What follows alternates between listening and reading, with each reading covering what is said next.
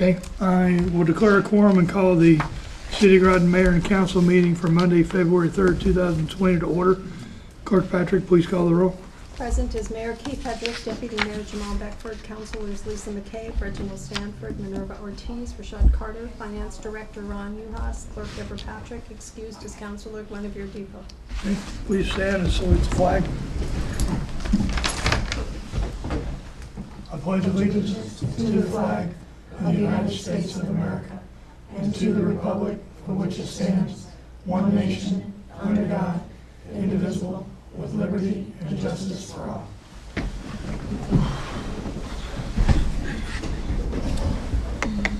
Okay, recognitions, awards, and memorials. Chief Spellman, there you are.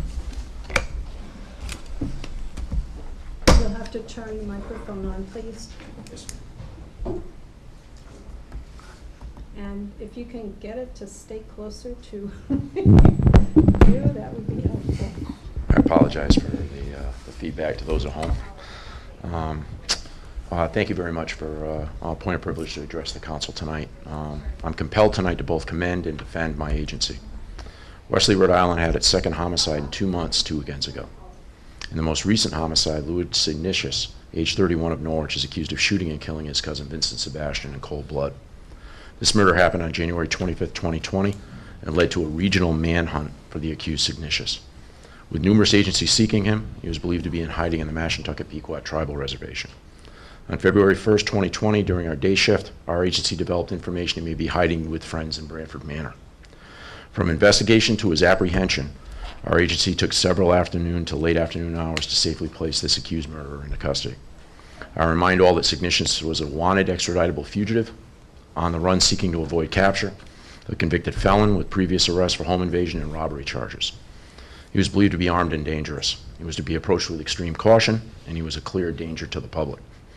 Through investigation, we tracked movements of the murder suspect and were able to pin him down to a location in the complex. The murder suspect attempted to elude police and got into the eaves attic of a building through an abandoned non-functional heating vent crawl space entry. The suspect hid in the space and ultimately crashed through the ceiling into a bedroom of a residence. Our personnel, in the exigency of effecting this fugitive's arrest, gained lawful entry into the premises to effect his arrest and did so. He was apprehended with no injury to citizens, no injury to police at scene, and no visible injury to the accused. Although he later claimed pain and discomfort, he was transported to Lawrence Memorial Hospital, evaluated, treated, and released. He was charged as a fugitive for justice for murder in the state of Rhode Island. He was charged with damage he did to 2 apartments in the complex by being arrested for criminal mischief in the first degree. He interfered with police officers seeking his lawful arrest and was additionally charged. I placed a $1 million bond on the accused after review of the New London State's Attorney's Office. This was a convicted felon and murder suspect. No gunplay occurred. He was isolated and apprehended without a potential hostage situation ensuing. We had resulting damage to a ceiling in a single domicile's bedroom within the complex. That citizen was not home during this incident, thankfully.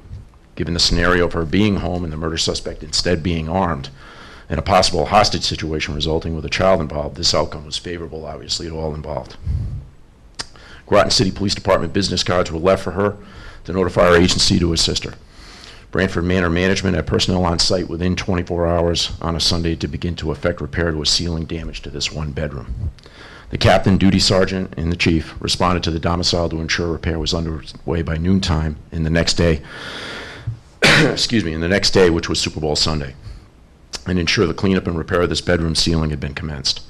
We offered to assist this resident, for who English is a second language, with the victim's advocate to get replacing for her a damaged mattress, our information being that she had no rental insurance. To reiterate, Branford was fixing her apartment the next day and within 24 hours of the damage. There was no structural issues with her apartment. Spray insulation damage was contained to a single bedroom. We were advised the insulation had no asbestos in it. This agency made the arrest of a wanted, dangerous, convicted felon who was accused of murdering his cousin in another state and been on the run for over a week. We took steps to ensure management addressed damage and advised their tenant as to her ability to pursue a claim for a damaged mattress forwarded later through the state victim's advocate. Repairs and cleanup were commenced within 24 hours, and damage was contained to a single bedroom. These are the facts of the situation at hand. One in custody wanted for murder, no injuries to the public, no gunplay, a secured scene, and some unintended property damage with the appropriate stakeholders commencing the process to address. We in the law enforcement profession know that our efforts are scrutinized, criticized, and second-guessed like few other. We know we are an entity that when people need a place to push anger and frustration, it will often come our way. In this day of social media, we are awful placed today with having to defend facts and agency response confronted with often emotion and anger. I report tonight to this mayor and council that our agency on Saturday, with the assistance of Groton Town Police personnel who we thank, effected the arrest of a murder suspect who was on the run locally for over a week. We made this arrest creating minimal disruption to our community and minimal risk of danger to our citizens. It is a very rapidly evolving scenario, and our personnel acted with great professionalism to address it. The scene was transferred to higher levels of command rapidly and efficiently. I congratulate the officers involved for their professionalism, courage, and initiative. You are a credit to your profession. The city of Groton is blessed to have women and men who serve her, and they were there for her in her time of need and danger. The murder suspect was identified and quickly apprehended. I was personally on scene for this incident, and I can assure this council and mayor that our personnel and assisting Groton Town Police did a tremendous job in a chaotic situation presented to them by the acts of a desperate fugitive. If criticism exists for later response to a collapsed ceiling, I accept that criticism and any blame and have it shouldered by me for this agency. However, the personnel serving our community that evening on the front line deserve great credit for efforts above and beyond the call of duty that was in the highest traditions of this agency and in the profession. They deserve far better than what they collectively were subjected to in the social media attacks they endured in the aftermath of this murder suspect's arrest. Our community and region is no doubt safer tonight with this accused murderer apprehended, and I'm proud to be police chief and to serve beside men and women of this integrity and ability. Thank you. Thank you, Chief. Okay, council, anyone for recognitions, awards, memorials? And we'll move on. Receipt of citizens petitions. Receipt of citizens petitions is the portion of the council meeting where the council welcomes comments from citizens. To address the council, please sign the sheet on the table at the front of the meeting room. When you're recognized, please approach the podium, clearly state your name and address, and speak into the microphone. Each presentation should be limited to 5 minutes or less, and citizens should, if possible, submit emailed or written comments. Presentations should be related to matters pertinent to the city of Groton. City councilors will only ask questions in order to clarify the speaker's presentation and can respond during the responses to citizens petitions portion of the meeting. Is there anyone? I'm signing up. Okay. For the sign-up sheet. Do we have anybody else signed up? Mr. Shearer had expressed interest in speaking earlier. Go right ahead. Mr. Shearer, you can go ahead. Oh, okay. Yeah.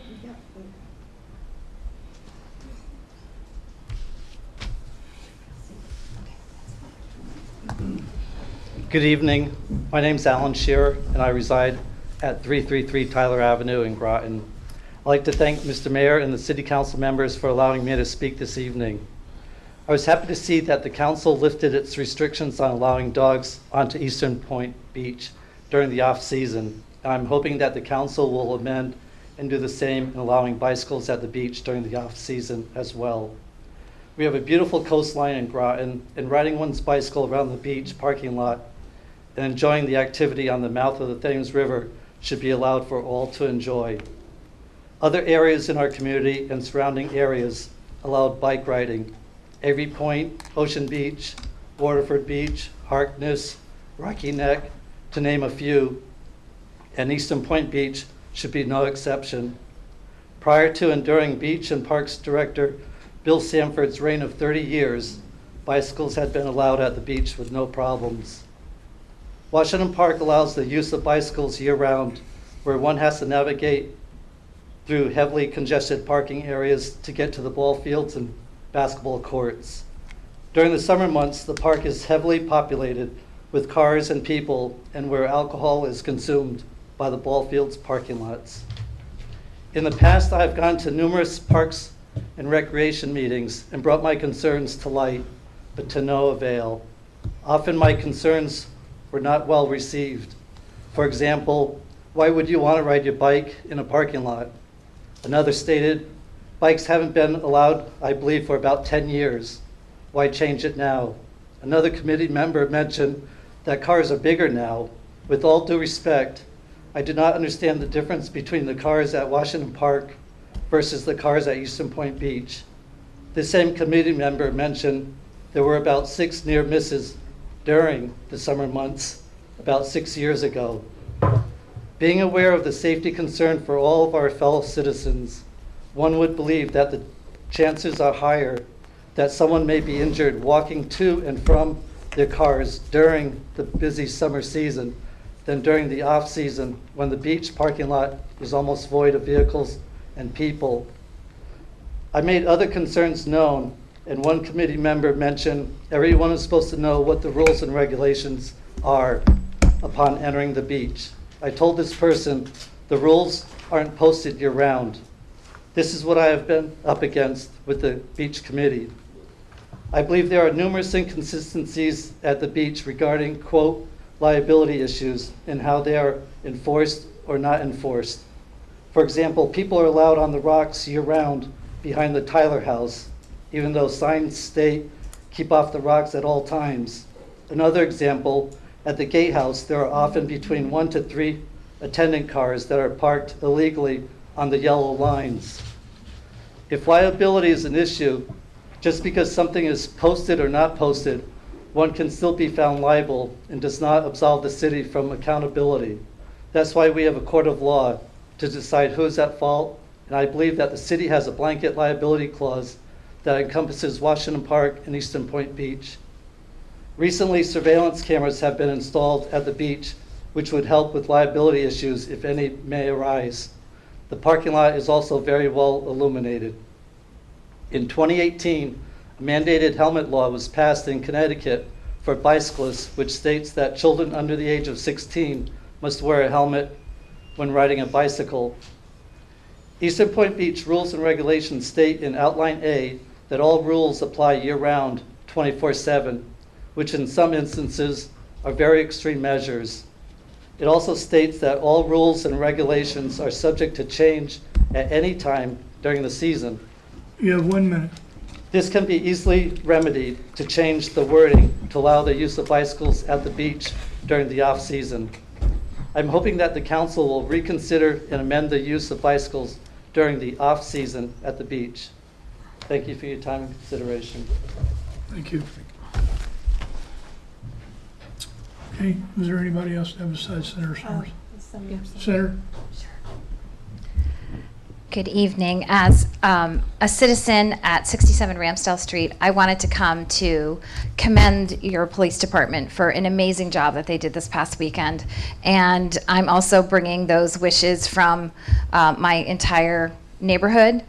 For us, knowing that our city police do such a amazing job, that they are so professional, that they are there for us when we need them, even when we don't need them, and to see that they were able to apprehend somebody who was a fugitive and a felon and dangerous in such a short amount of time with really no one injured, no media, no excitement, I think was just an amazing, I keep saying amazing, it's been a long day, really an act of true professionalism. I want to make sure that they know that there are citizens that appreciate all that you do. You're not told that enough, and why I'm here today, I wanted to make sure that those wishes and those thoughts are shared with you. I did see some of the negativity, but I call them do-nothing naysayers. It's easy to sit behind a keyboard and throw out things that are just not accurate. So I'm actually really glad that the chief was able to set the record straight for people that are listening and know the facts. And I also want to commend the folks who own Branford Manor to be in and to be addressing an issue of the ceiling coming down in less than 24 hours is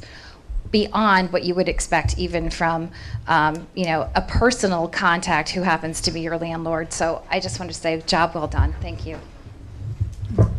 Thank you. Is there anyone else in the public who would like to speak or has citizens petitions? Okay, hearing none. Response to citizens petitions, comments, councilors? Or Deputy Mayor?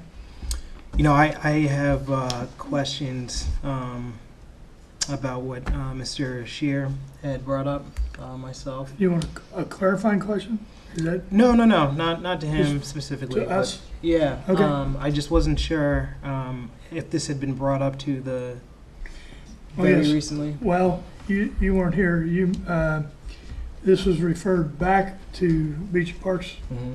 for them. There were two things we referred back. One was to look at the end time of 6 versus 8, and the second is to allow bikes during the off season. Okay. So that is going back to the Beach and Parks Committee. Okay. And council is invited to that meeting should they want to go. Did that answer your? It did, thank you. Okay. Are there any other questions or comments on citizens petitions? Okay, hearing none. Oops, sorry. Councilor I McKay. just wanted to also echo the comment about the professionalism of our city police officers. I'm really proud to live in this city, and good job, really well done.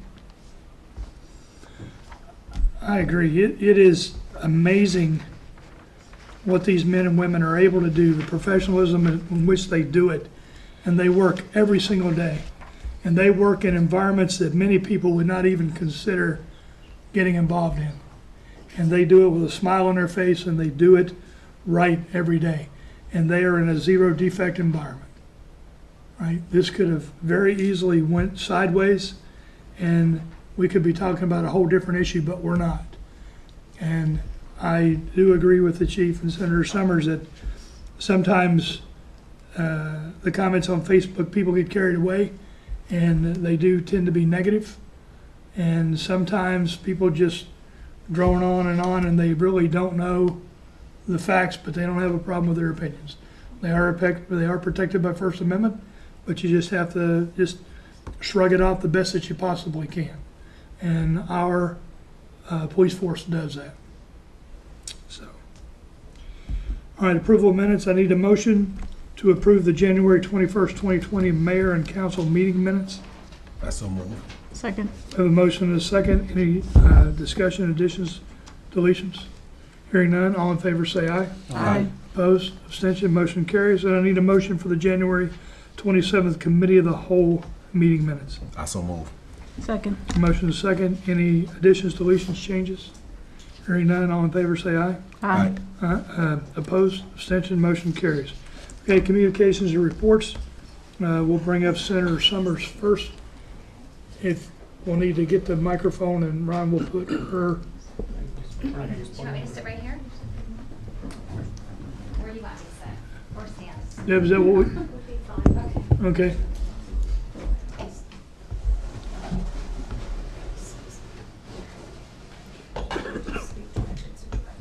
Thank you, Ron. Thank you, Deb. Thank you. Good evening. How are you all? Good. Good. I was asked to come and to provide legislative priorities, but I thought that I would start by asking you what your priorities are, because we're supposed to be representing our municipalities, and what is it that you would like to see from the legislature? I guess that would apply to all of us. So I don't know if you want to do that now, or if you want me to go through my legislative priorities. It's up to you. I know we talked about a few before, but We did, and I will put those publicly. Council, do you have anything that's on your mind right now? If not, I have a couple, and then after the senator speaks, you'll then open the floor back up to you, because these may prompt questions. So there are a couple that have come to us. There were two bills introduced last year, SB number 677 and HB number 6419, that would require all cable and video service providers to offer all community access channels, public education and government in HD to their customers. It looks like SB 677 did not make it out of Energy and Technology Committee. And what it does is we currently are taping this show in HD. And the town council will be taped in HD. And when you show it on YouTube, it comes out in HD. But when we show it on the public access channel on channel 2, it's in regular, and that's why it's fuzzy and not clear. So there was a recommendation to try to bring this up, the House bill or Senate bill, and to get that passed. The next thing is, as the council knows, there's a short-term rental issue. We would like the legislators, realizing that this is a short session, but if they could look at the short-term rentals and provide guidance. Currently, there is no state guidance. We recognize that that's a challenge, but I met with some mayors this afternoon, mayors, first selectman, and town manager.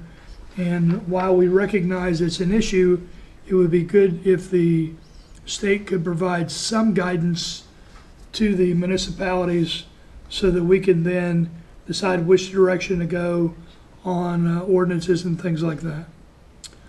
The next thing is the steps at Fort Griswold. There was an injury there about 3 years ago where someone hurt their ankle, and the steps at Fort Griswold have still not been repaired. And it would be good if we could get those repaired to get that access open so we could have a thoroughfare between the Thames River Park, Thames River Landing, and Fort Griswold. And then, since I am the chair of the Utility Commission and we have a municipal electric utility, I request that we do not submit any legislation this year that could be hurtful to CMAQ or to the MEU in order to give, there's a new CEO, Dave Messier at CMAQ. All the members, all the chairman, the vice chair, and all of that, none of those members went to the Kentucky Derby. If you look at the membership, there are only 2 or 3 people left that participated in any of those events, and CMEC has made a lot of changes to their bylaws and governing documents, and it appears that everyone is adhering to PA 1773.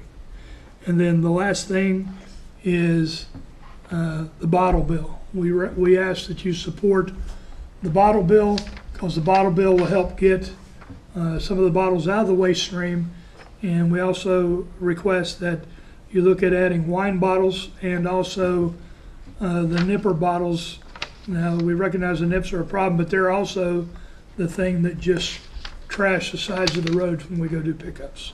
So those are the things that have been mentioned to me. Does anybody else on the council? Okay, Senator Summers. Okay, I'll yield well- you the floor. Well, thank you for those items. Those are things that we certainly can look into. We can follow up on you mean the sidewalk, right? Steps/sidewalk going along there? It's the landing between Slocum Terrace. Right, Right. that walks up. We've been working, my office has been following that with, on a monthly basis.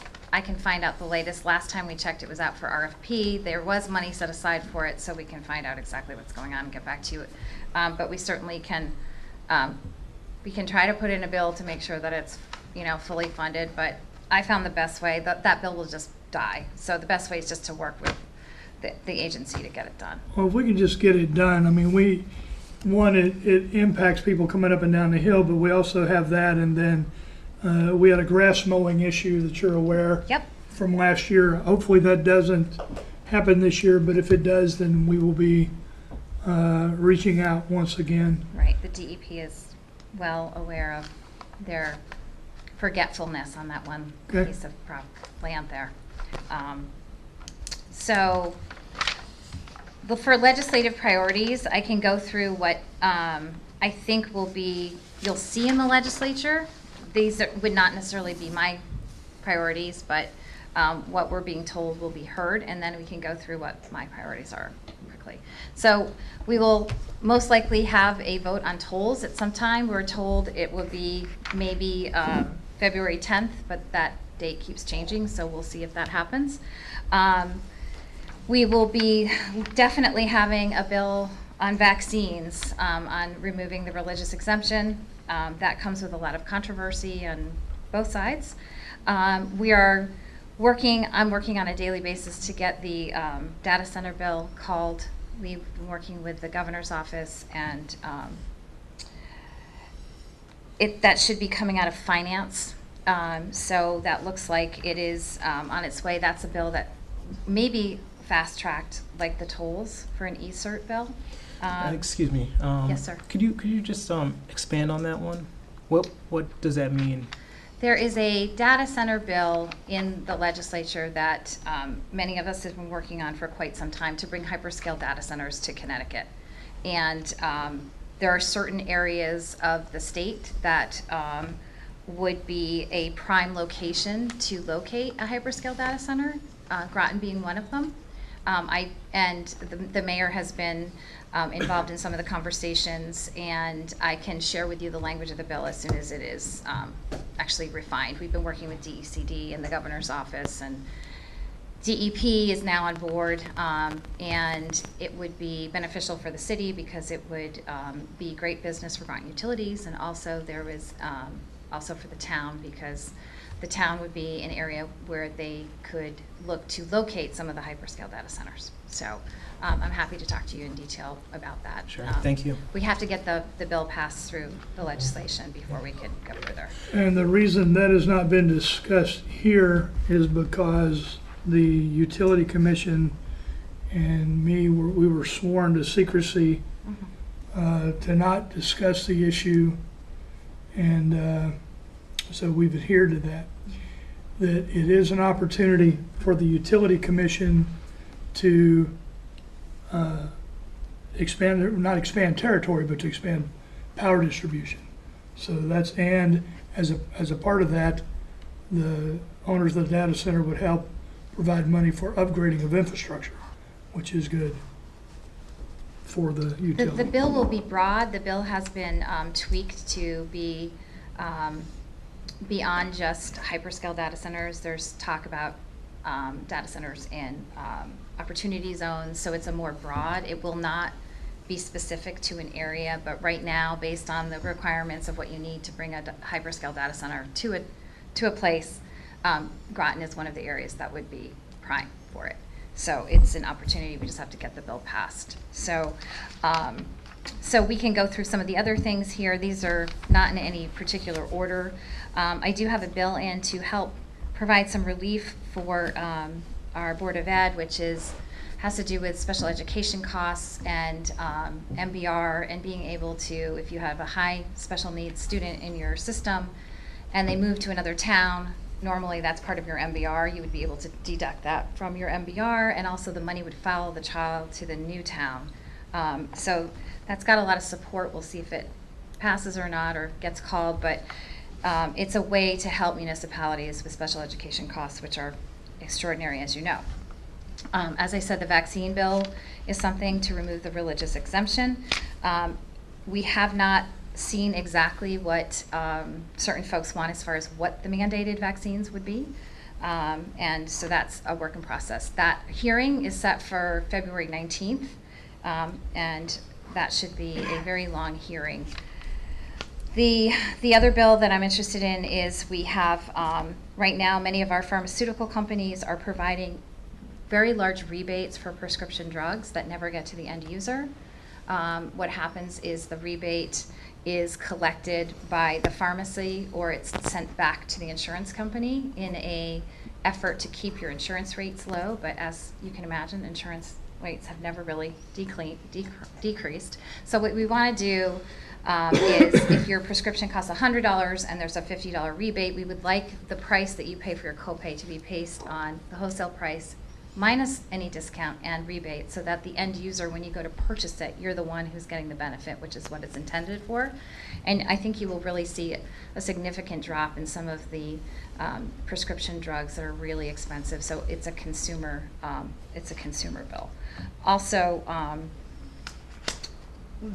put this bill in last year. It makes it really far, but we get pushback from insurance, which is if you enter into a insurance contract for health insurance, you know exactly what drugs are covered, you know what doctors are within your network, and insurance companies love to change that midstream. This would say, no, this is a contract between you and your insurance company for these services. You cannot change it during the term of your contract, just like you wouldn't be able to change the terms of your rental agreement. And that is, again, a consumer-based bill. I have a bill in to move to a food waste collection system. That would go to an anaerobic digester. I know that SCARA is interested in that. I'm going to be meeting with some folks tomorrow on that, and I'm sure you're all aware of what a digester is. Yes. And it's a good way to take some of the heavy weight out of the waste stream, which helps in your tipping fees. We'll have an opioid bill for certain. In that bill, we're looking to try to legitimize and mandate some alternative therapies for pain that are not covered by insurance, like massage, music therapy, art therapy, things that can be used for opiate addiction that are not covered, so they're not used. I'm putting in a bill to repeal the estate tax. We continue to lose the highest, I guess, income earners in the state of Connecticut. What you can see if you look at the top 15 earners in the state of Connecticut over the last 8 years, the money that we're getting from them continues to decline because those with significant resources are leaving the state. We just had another hedge fund person leaving that used to contribute $23 million to the state coffers. So he has moved. So every time you lose that person, you lose that tax revenue, and they don't stay in Connecticut. So that's something that other states have looked at. There's bipartisan support for this, so we'll keep bringing it up. We were able to change the levels, but repealing the estate tax would help us keep those folks in our state for a longer period of time, spending their money in our state. There's also, I'm looking to increase the penalty for providing counterfeit prescription drugs. Right now, if you provide a counterfeit prescription drug, let's say a counterfeit cancer drug, the penalty, the maximum is 1 year. And we've had cases in my district, not here, where a small child was provided with a fake cancer medication that was intended to extend life in a very terminal situation, very expensive, ran it through insurance, and it was a counterfeit drug, and the maximum sentence is 1 year. I think that should be a significant penalty. It's, you know, if you sell cocaine or heroin, you get a higher penalty than if you're going and doing a counterfeit prescription drug. So that's something that I think needs to be looked at. I also have a bill in to end continuous commitment in Connecticut. Right now, if you are a NGRI patient, you could possibly be in our state mental hospital for the rest of your life. There's no way for you to really petition to get out. Other states, you are confined to the maximum sentence of the crime that you committed, and at that point you go in front of a judge to see whether you're competent or not. In Connecticut, that's not the process. So there's people that have been there for way too long. They'd never have an opportunity to sit in front of a judge for competency, and that we think that needs to be ended. We will have a bill in on quasi-public agencies to try to really restrain what we've seen happen, like at the Port Authority, where you have unchecked finances being paid on things with no backup information. The other thing that this quasi-public agency did was basically turn it over to attorneys, so everything is redacted. You can't see what attorneys' fees were paid for. So there will be a big quasi-public agency bill coming out. There is also a bill that I put in for municipalities to be able to have the possibility to share services like town clerks or land records folks. Obviously, it would be their choice. It's a little complicated because some town clerks are elected, other town clerks are appointed, but if you had 3 smaller towns that wanted to share a town clerk, we wanted to be able to give municipalities an ability to do that should they choose. It would be completely voluntary, though. There's a bill in to allow municipal fines to be paid should the municipality choose with a donation to charity rather than to the municipality. I have a bill in to change the destination from farmland to include underwater farmland. And the reason for that is we have some of our shellfish people, I guess, shellfish fishermen? Shell fishermen. Aquaculture. I'm calling them. Not in this end of the state, they don't have that issue, but they have a big issue at the other end of the state where they have leased beds under the water, like we might have here in the Thames River, but they're being charged prime real estate as if they were living on the water for these beds, and it's, you know, they're trying to farm. So we don't have this issue up here, but they have it the other end of the state, and it's just not fair. You know, they're charging it as if you had a waterfront property with 5 acres on the water. For CMAQ, I do have a CMAQ bill that I've shared with the mayor, which is simply that if you were a CMAQ employee or are a CMAQ employee and you are charged with a crime and you are found guilty of a federal crime that you will be responsible for repaying your lawyer's fees back to CMAQ, because right now the ratepayers are paying for it, and I think that's egregious. I also have that for state employees, because after what happened at Whiting Forensic, we had state employees that were abusing patients, found on camera, tried, convicted, sent to jail for 5 years, and they will still collect their pension in jail. And that is something I brought up as an amendment many times last year, and bipartisan support saying we want to do it, we just don't want to put an amendment on. So this would be somebody who was convicted of a crime during their employ of what they were doing for their job. And that's something that needs to be looked at, I feel. I'm also looking at including union stewards being required to be mandated reporters that are in schools, that they could not hide behind privileged information when it comes to sexual misconduct in the school system. Then I also have a bill in to allow, this has to do with medical access. Right now our PAs and our APRNs, especially locally, they can't write an order to require visiting nurse services, which is becoming a huge issue. So we don't have enough primary care doctors. You go to see a PA, or your mom does, and he or she can't order the things that they need in the home. They have to get a doctor to sign off. It causes a delay, and that's within their scope of practice. It's just not in statute, so we're trying to get that fixed. Also, I have a bill in for increasing the Medicaid reimbursement rates for nursing homes. Right now, our Medicaid nursing home patients are reimbursed less, or the state pays less than $100 a day for their care. And also to increase the Medicaid allowance for Medicaid recipients. Under Governor Rowland, a Medicaid patient in a nursing home was getting $72 a month for their personal needs. That includes buying a pair of shoes, or getting your hair cut, you know, maybe buying your grandchild a coloring book for Christmas, and it was dropped to $60 under Governor Loy. We tried last year through amendments to get it back up to 72, and it wouldn't pass, or it didn't pass. So I think it's just egregious that we hurt the most vulnerable. I would like to get that up to at least what it was 20 years ago with Governor Rowland. So I have in a bill for that.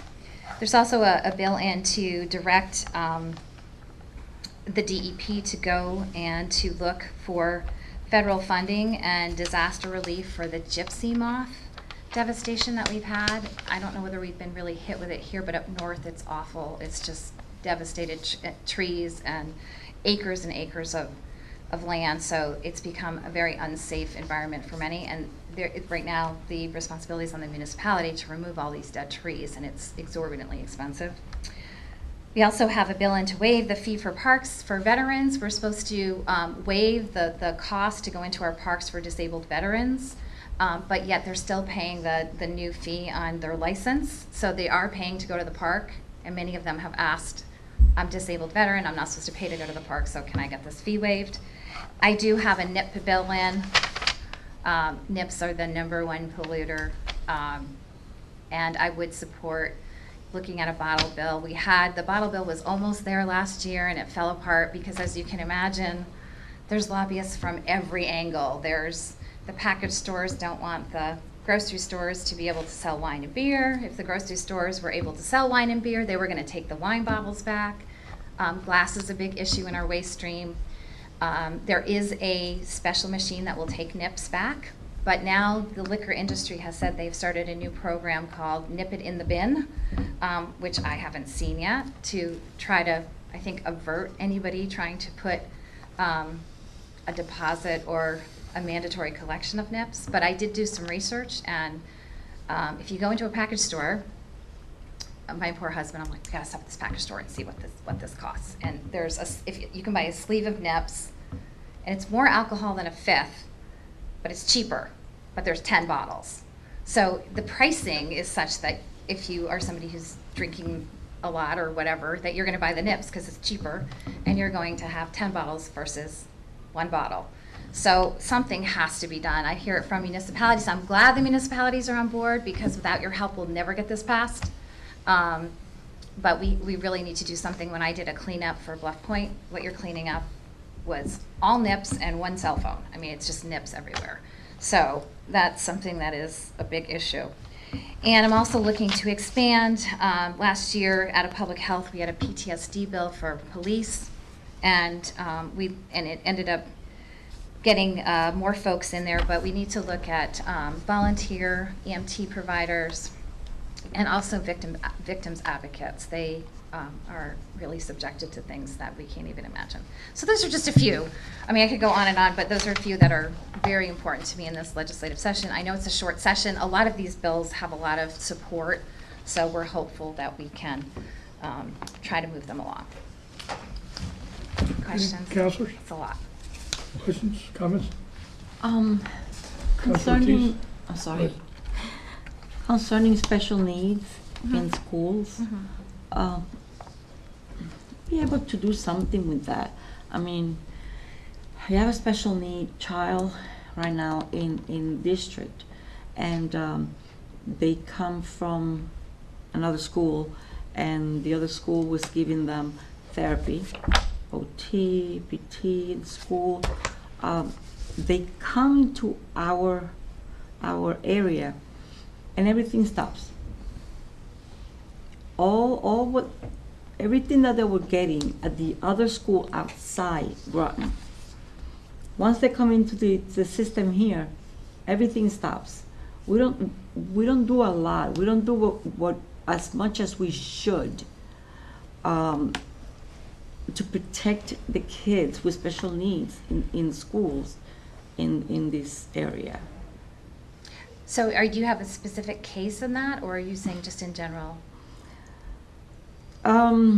Both. Okay, because I don't know, were they coming from another municipality? So if there is a, assessment of that child, and that child it is written or, documented that that child needs OT, this Board of Education is required to give them the OT. And if they don't, then the parents can make a stink about it.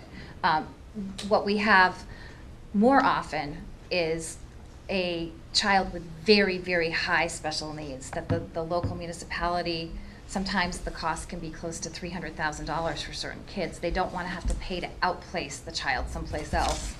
So they tend to, not all of them, but some of them tend to drag their feet because it's a huge impact of the cost. But this hopefully would change that, because if the money can follow the special needs student, if there's money associated with that person or that child's needs, it would go, if they're moving into Groton, it would come into Groton with them. So that could help alleviate it. But if there is a child that has been evaluated and is, he or she needs music therapy or art therapy, and that's part of their plan, that needs to be covered by the Board of Education. It's a requirement.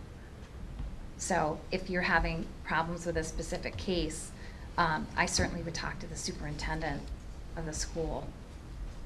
We're trying to make the money be more available to the municipality.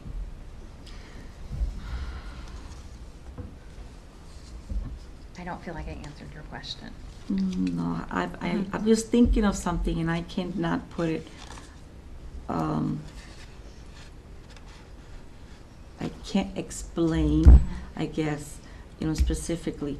Another thing, you're saying about the specialized schools outside Groton that we would have to pay for that student to be there. Why, instead of us wasting that money paying a specialized school outside of Groton, we can do what they're doing?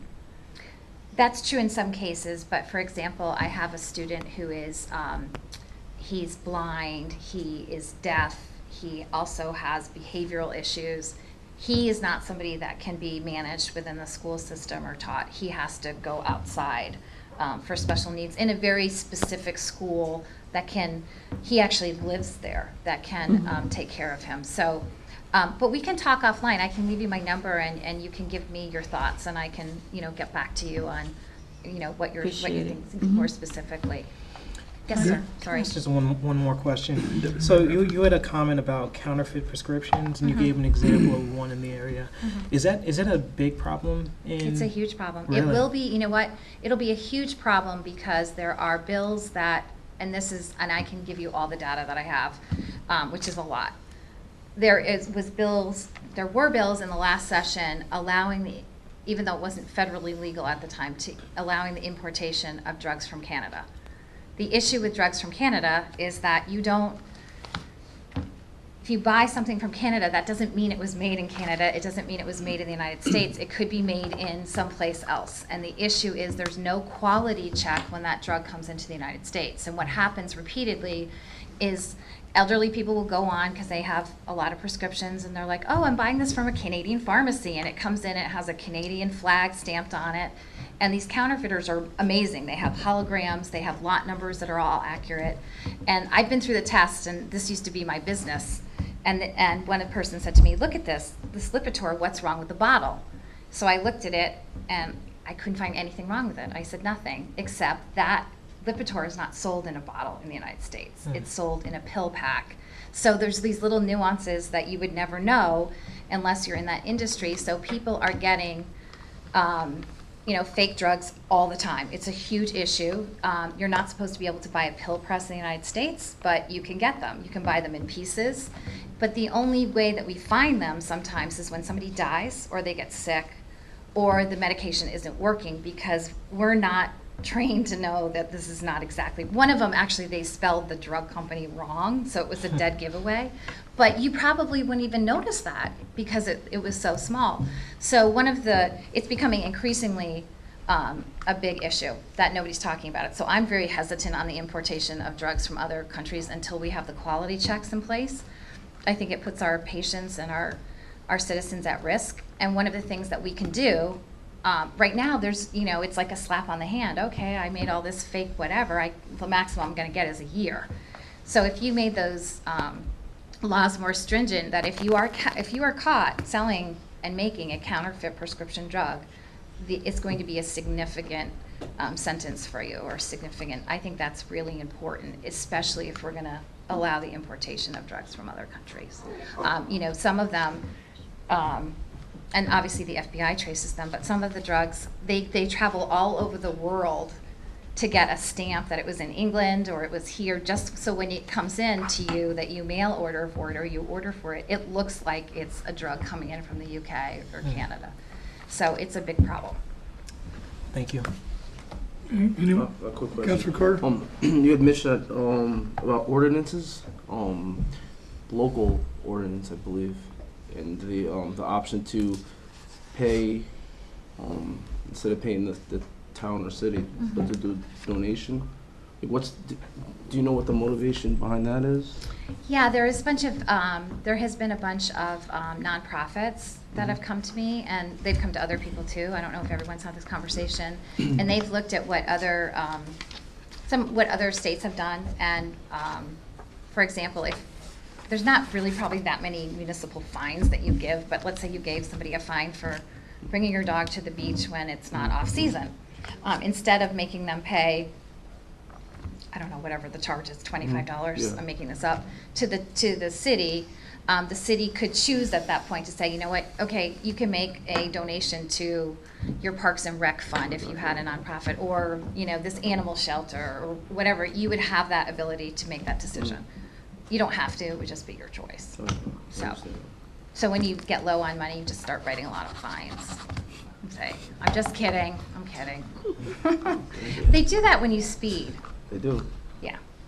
But we don't give you the opportunity to decide to, say that's an option. I just wasn't clear. I didn't know if, you get a fine and then you say, okay, well, I donated $50 to so-and-so, but there's no proof of that. No, you'd have to I didn't work know that what- out, yeah, so, you have to- you'd have to be able to prove that, so. And it would be totally optional, you wouldn't have to do it if you don't want to, so. Anyone else from the council? Okay, thank you, Senator. Okay, thank you. Thank you. Okay, next is Representative Conley and Representative Del Cruz. If we could bring another, thank you. Bring your own chair. You need to share the microphone. Share the microphone. Good evening, everyone. Evening. Good evening. Did I grab this? Thank you for coming out. Thanks for having us. So Joe and I, the House is a little different than the Senate. There's 151 of us, so we split up the workload a little differently than the Senate. We are each on 3 committees. I believe you're on the same committees as you were last year? I am. So I am on Judiciary Committee, which does our criminal laws and our major civil laws and our basically if it's a big law change, it goes through Judiciary Committee at one point or another. Also on Transportation Committee and Planning and Development. Transportation does our DMV laws and our, anything with the roads and driving and trucks and buses and anything that basically moves, we handle. Planning and Development does most of the municipal laws. So it's important to hear from you guys. What do you want, Joe? I'm actually on insurance, which again, the senator was talking about the prescriptions and how we're trying to make some bills where maybe they can import from out of country, and trying to balance that with not having all these counterfeit drugs come across. It's a very difficult thing, but from our constituents, from what I'm hearing, is that they're so unaffordable at this point that they're just not getting them. There's a lot of folks that are making choices that we would consider very, very bad choices, but the choices that are faced, it's coming because of financial reasons. So they're forced to make these choices. And again, I understand the counterfeit part of it, and it's something that we definitely have to look at, but something in that, something has to give, whether pricing or something in another way. I'm also on the Housing Committee, so we do a lot of stuff with, the actual landlord and tenant associations, and a lot of it has to do with, maybe one bill I put in last year had to do with making space for a tenant association. For example, we had the Branford Manor in the upgrades, and that would have made a meeting space for people where they could just meet and talk about issues, saving money for both sides. This wasn't just a tenant issue for me. It was when you're doing a renovation of $30 million, it's nice to hear a little bit of feedback after you get done with the first 10 apartments, which would be neat. And then energy, which is by far the hardest committee that I have. Obviously the mayor, you're dealing in energy a lot in the position you're in. Senator talked about the bill that's going to bring in some of the data centers. That's very exciting. At the same time, everything has to be, walked into. When you're talking about deals that are this big, what comes to mind, I've done construction my whole life, and I look at that paper mill that's up in Sprague, and it was a boon. There's a lot of people that retired out of there and a lot of great money. We just want to make sure at the end of the 50 years or 60 years that it's not a Superfund site or some kind of cleanup site, and that's what we're working at. And again, it's very exciting to go to some of those meetings and hear that the possibilities of what could happen and the amount of money involved and the amount of jobs involved is very exciting. So there's a lot of good things that are happening, for sure. The bottle bill, I do want to address, just to play devil's advocate a little bit. We both get screamed at by a couple of our House members who have recycling centers in their town. So it's very meaningful for them because they have folks that have been working there for years and years. And if you think about this, it's 5 cents, it's a nickel, which is the same price it's been since the 70s. It hasn't changed. So it makes sense that bottle bill needs to go up. But I'm the guy that always looks at states around us and tries to get a feel for them. So when you're surrounded by some states that do not have a nickel deposit on it, what happens today is Budweiser, if you buy it in a state that doesn't have a deposit, people will actually save all their cans and bring truckloads to Connecticut and cash them in. The only problem is they never actually put the nickel in to get the nickel back. And what scares me a little bit about the nip bottle situation is, can you imagine somebody with just a Toyota 4-door, how many nips they could fit in there? Because there's no way of telling what state it came from. And that's the challenge. Technology should get us there. A lot of these whiskey, really it's which one is it? The cinnamon whiskey one. The Fireball. That's the epidemic that's happening right now. Well, we're talking to some of the folks that are developing technology that'll keep, the barcode from being read if it's from out of state. But that's not technology we have right now. So, you think about it, all the Connecticut residents are putting that nickel in, and you have folks from outside states just coming in and taking that nickel out.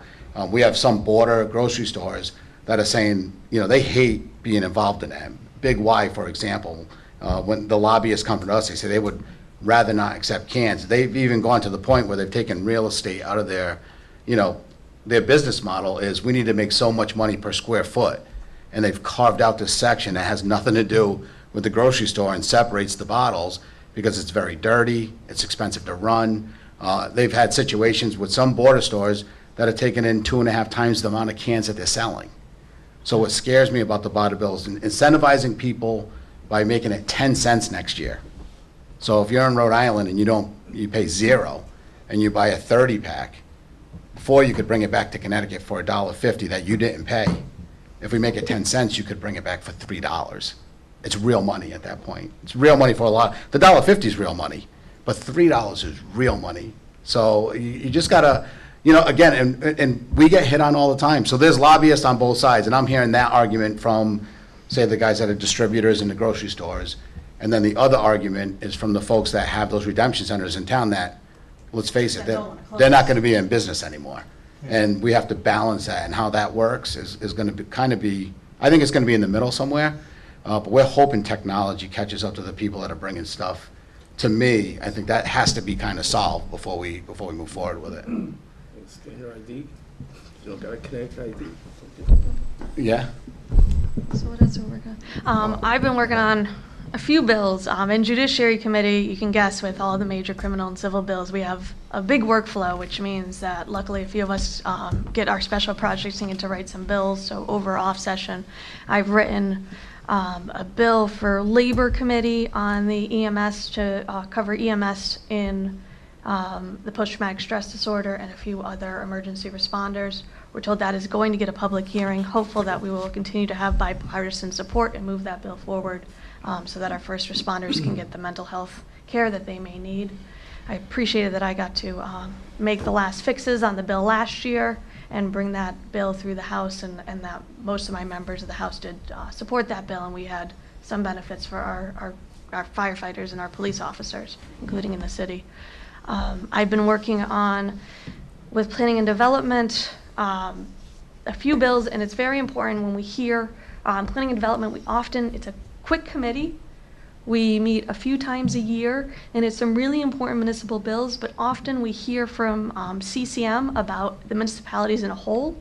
So if the city feels differently than CCM, if some of CCM's proposals maybe affect this specific city differently, that folks reach out to us. We will be raising bills in that committee within the next 2 weeks. So in short session, we do move quickly, so it's important that we hear from everyone as soon as possible. And then I've also worked on a couple bills. We're working in judiciary about strengthening our civil laws for victims of sexual assault so that we can get sexual assault victims some more care, more mental health care, and some more assistance. We're also looking at some of our criminal bills, again, on sexual assault to make sure that our citizens get as much support as they can if they're the victim of that crime. And we've been working on a lot of bills off session, from very small technical fixes, even in Transportation Committee.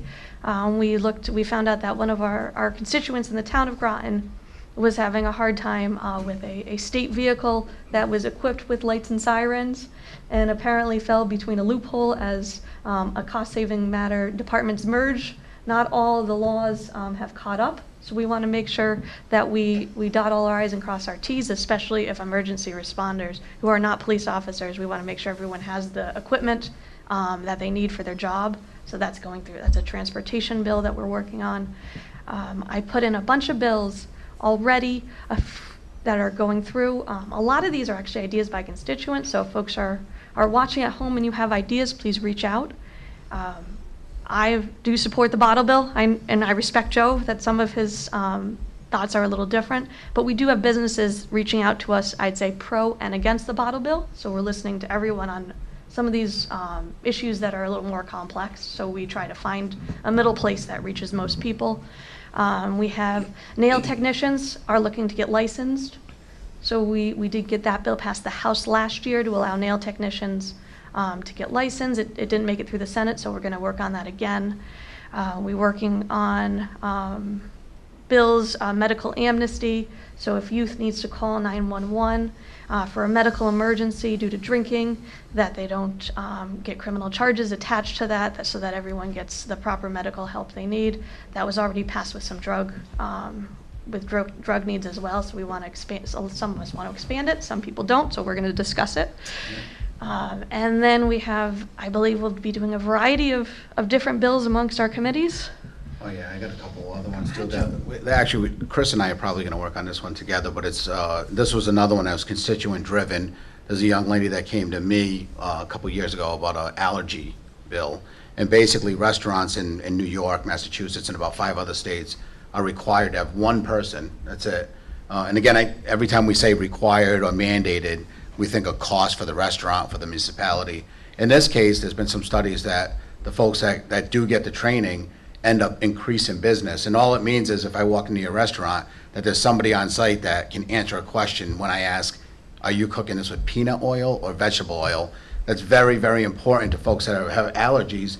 And it's been kind of something that we haven't talked about much, but there's a huge group of folks out there that need a bill like this, because this young lady went to college in Massachusetts and found that whenever her family was up and together, they'd all go to any restaurant freely and not worried about it because they knew the training was in place, and they'd spend money.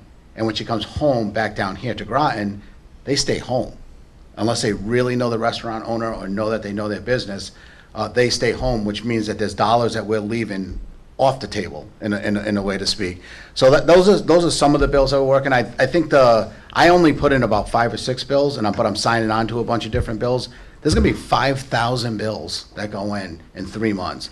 So the reality is, you pick something that you really want to work on. I think we both do that. There's one, obviously, sports betting and gaming. Everyone in here has heard about it a million times. We're behind the other states in a lot of different ways. This one in particular, we're working with 2 tribes that we have agreements with since 1990, and they have to be part of this, or at least legally, that's what's been pretty much determined, and that's what we're working towards. And I don't know if you guys have seen some of the estimates, but we've lost millions and millions of dollars since we haven't had it. Folks are driving over the George Washington Bridge and going to the Edison Parkway just to get in New Jersey's airspace so they can bet on their phone. Some people may have gambled over the weekend on a certain football game. They may not have. paid any taxes. Hopefully you gambled on the right team, but the reality is, and again, I deal in drug addiction a lot. Actually, Counselor Stanford is on a board with me with Community Speaks Out. I will say, we're grabbing for money in a lot of different ways, and gambling certainly is an addiction like every other addiction. There's no question about that. And we're looking to take that bill and some of that money and gear that towards folks that are addicted, where it becomes a disease for them. Then we're looking at that marijuana bill. Obviously, the work I've done, it's not something that I'm ready to support. I think there's a lot of different things that need to be proven to me before we can get there. But again, I think these are huge bills that are going to impact our revenue in a lot of different ways. And obviously, Senator Summers talked about the toll bill. I think that is going to come up for a vote. I think it's going to be very, very close. I'm not sure how it's going to end up. I do want to leave you with one thing, again, that a lot of folks don't think about. They think that because they live in Connecticut and because we don't have tolls that we're not paying anything, that we're okay and we're saving our citizens money. I want to keep this, just put this in your head about destination fee. Go home and Google that. If you go buy a brand new car anywhere in America, find out what a destination fee is. And if you're in California and a destination fee for a Toyota Corolla is $450, that's how much it is in Connecticut. And that's how much it is in Kansas and any other state you go into, the whole entire country. And the way they work it out is they take road mileage, average cost, road mileage, tolls, anything that's involved in shipping that car to anywhere, and they divide it. They divide it so it's even Steven. And my theory is this: if we're paying for a car and it's $450, and they took and averaged the tolls in every other state. Now remember, we're only about 4 states without them in the whole country. The whole country. You're paying a $450 fee. The guy in Boston is saving your fee because he's not paying for your tolls, or New York, or New Jersey, or Utah, Who thought Utah would be affecting us in that kind of way? And when they, remember when they take a toll from an out-of-state driver, they also turn that into Washington DC to fix their roads at an 80-20%. There's a lot of different, I think an accountant, we did a forensic study on how we're losing money. This would be a great study bill, something that would, people could get behind, at least study how we're losing the money. So, but that's one of the things, certainly the gambling, to me, is obvious, and it's not because I'm a sports fan, I don't gamble a lot, but this is one of those where your next door neighbors are gonna be doing it, and your folks are gonna go over that border and they're gonna spend that money. We just need to be prepared for the fallout. Just like if marijuana happens to pass, we need to be ready for a fall, because there will be one. There's gonna be a lot of folks that are gonna be affected adversely, and how do we set aside money and how do we work it where it becomes feasible? I'm still not on that train, that's for sure. Yep, you think so? I don't know. Is the marijuana bill up this session? It'll be in committee, yes, again, someone already did put it in. I just want to say my favorite bill, which is in one of Joe's committees, insurance, is a cap on insulin prices. It just passed in some other states, and it would really be beneficial to a lot of folks around the city if we can limit that, because you can't control if you have diabetes, you need insulin to live, and we want to make sure it's affordable. Yeah, I want to open up to them for questions. I do want to say one local one that we had talked about earlier. Chris and I actually, we got to go to Mystic Aquarium, and the value of actually going to places and seeing your local businesses. And Mystic Aquarium, I don't know if you guys know, but they actually put on an addition. It's going to allow them to actually, to birth these exotic fish, to become almost like their own place where they're not having Hospital room. Yeah, hospital rooms where they can actually, and a lot of their mission is to help these animals. We got to meet the beluga whales, where they've developed techniques where they can study animals in a wild now without actually touching them. They didn't realize once they, through the blowhole, they actually hold cups over it, and they can get all the information from that they were getting from actually taking the whales and blood testing them and really, making them uncomfortable and sometimes hurting them. That doesn't happen anymore. That's what happened. But as we went through the place, Chris and I were working on some of the shellfish bills over the last few years. It's a neglected industry in Connecticut. We typically don't do enough testing quick enough, and our farmers, the people that do shellfishing in our state, are hurt because of it. If you're a recreational guy like I am, you know how often the beds are closed. And a lot of it is because of budget cuts. There's this one, the way it works is now a volunteer will take cups of water from 4 feet, from 3 feet, record where they took them from. It's volunteer, but then they have to drive to Milford to get it done. As we toured the Mystic Aquarium, we would say, hey, this lab seems pretty fancy. Can you test? And we asked 2 years ago about Avery Point. The chemicals are extremely expensive and they have a shelf life. So Avery Point didn't want to take on that burden of cost, and quickly, Mystic Aquarium was ready and willing and able. Obviously, they didn't want the state to pay for the chemicals and tests because they're a nonprofit also, but we have this opportunity now to work with a nonprofit and have the advantage of having our volunteers drive 10 minutes instead of an hour and 10 minutes. 2 hours and 20 minutes if you count both ways. So we're pretty excited about that bill. We'll work obviously with Senator Summers and try to push it through the Senate, get it through the House, because it's one of those bills that makes complete sense, but there's a lot of things that make complete sense that don't go through all Sometimes take some time. They do. We'll work on it. But it was great that they invited us and we had an opportunity to see that, knowing we have other constituents for the problem and hopefully a solution right here nearby. Yeah. Good. Council, any other questions, comments? Councilor Ortiz? The same question that I asked Ms. Summers. Anything on schools, special ed, any bills, anything looking at these special kids in elementary, junior high school? They're not getting. With funding of the schools, but if you know someone, or if anyone watching knows someone who's having a personal issue, you might not want to share a personal story publicly, but if they reach out to us, our offices can connect people with resources that can directly help their families quicker than it takes us to write a bill or fund a program. So please reach out, and we can often help folks. We can't directly go to the Board of Ed for you, but we can connect people so that they can get the most resources possible. And I actually took note when you did say that. 99% of the time, when someone feels like they're being underserved, they're under-advocating for themselves. And a lot of times it's because they don't know how to. And there's resources out there. Somebody reached out to you as a counselor, and you're going to get that as counselors. You're going to get folks that come to you with issues and problems that are local, and someone came to you, and the real thing to do is to reach out. And if you call, to me, Dr. Grenier, who is our superintendent of schools, is a wonderful person.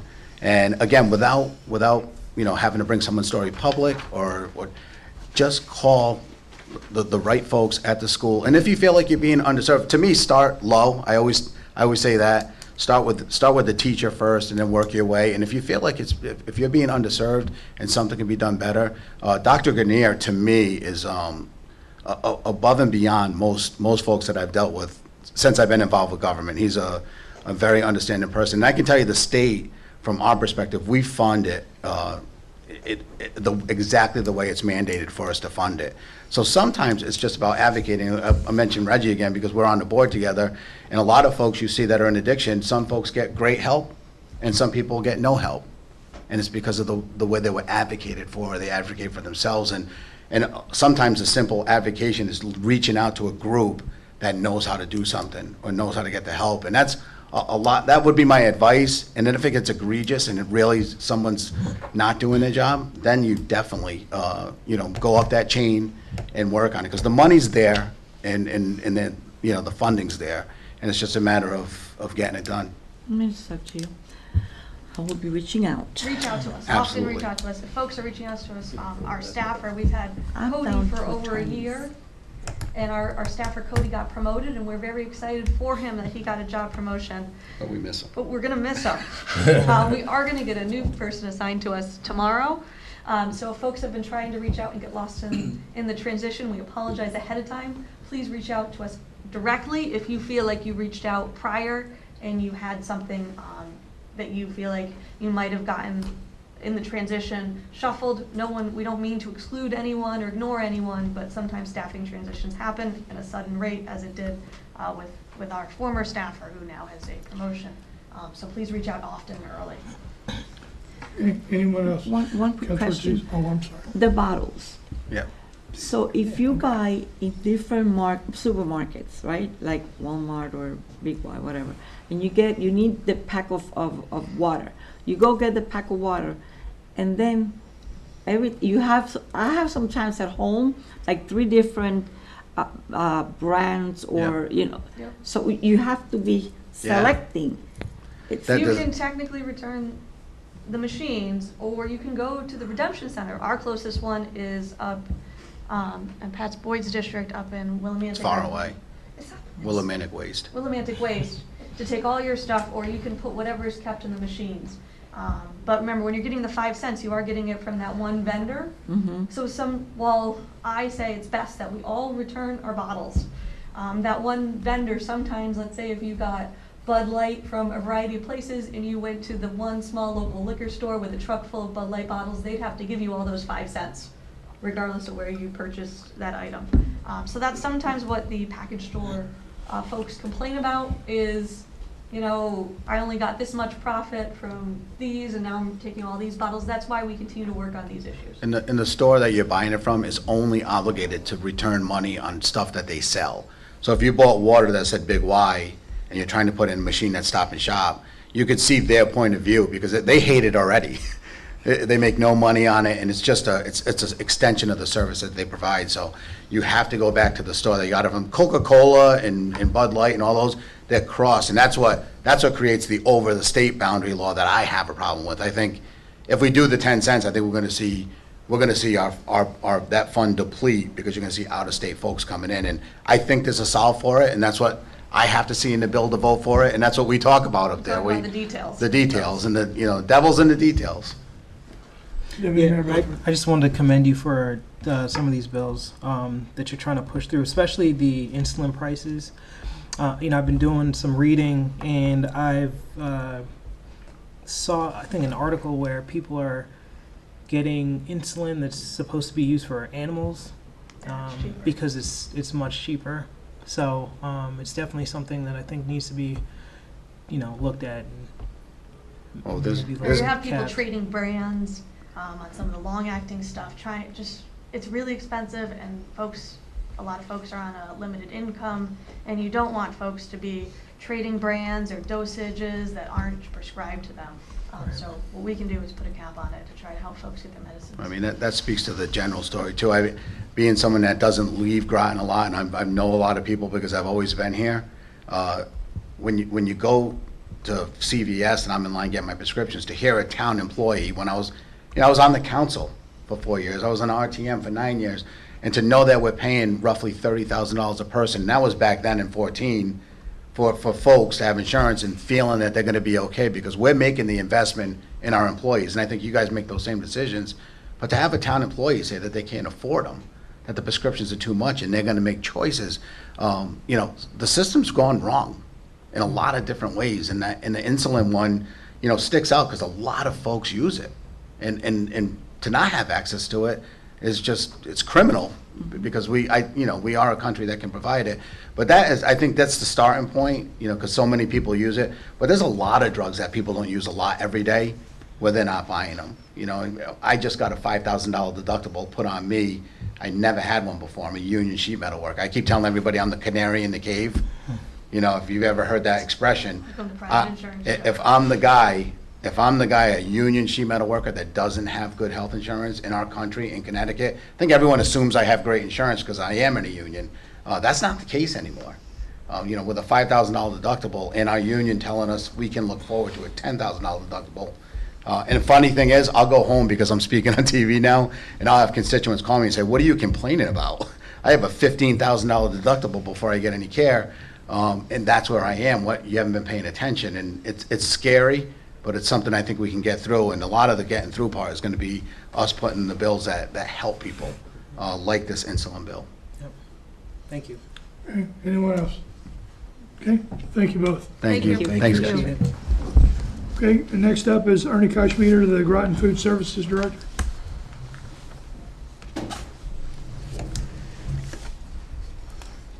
Ernie, thank you for coming out.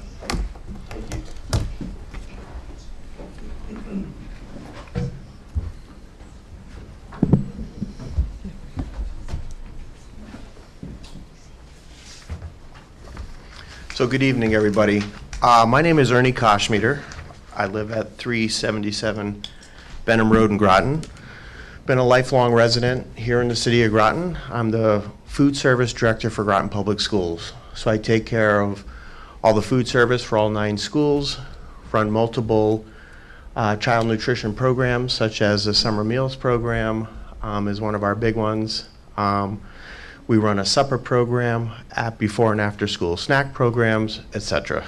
So the reason I wanted to be here tonight was I watched the meeting that took place last week. I think it was a cow meeting. And actually I was a little bit saddened to watch it. I was disheartened to hear the conversation that took place. I've always had a great working relationship with the councils for many years. We've always been, I've thought of us as a partnership, as a partner, a really good contributing partner to service nothing but kids in our district. That's what I do. I feed kids meals every day, okay? I have no hidden agendas, no motives, no nothing. There's kids out there that depend on me and my staff service every day, and I'm proud to do that.